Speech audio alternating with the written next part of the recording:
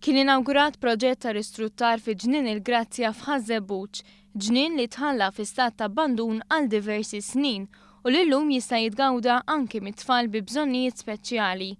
B'kollox il-proġett ġie jiswa mal-250,000 u biex sar il-Kunsill Lokali ta' Ħaż-Żebbuġ applika għal fondi tal-Urban Development Fund li jaqgħu taħt il-MEPA.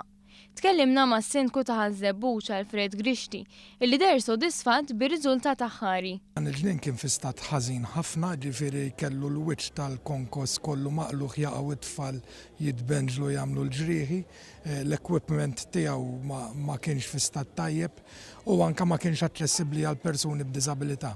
Għal dan il-ġnien il-Kunsill Lokali tenna fi sqallija tal-Ħaż-Żebbuġ skultura bl-isem ta' Giovane Fanciulla li fi kliem is-Sindku se tibqa' simbolu tal-ħbiberija bejn iż-żewġ kunsilli.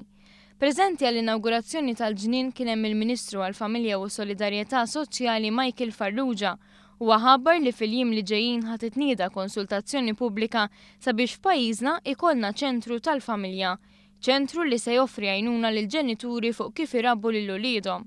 Dan iċ-ċentru se joffri wkoll linji gwida dwar l-edukazzjoni u anki l-isports fost oħrajn. Filwaqt li l-Ministru faħħar l-inizjattiva tal-Kunsill Lokali Ħaż-Żebbuġ huwa fakkar biex il-pubbliku jgawdi minn dan il-proġett mingħajr ma jsir vandaliżmu.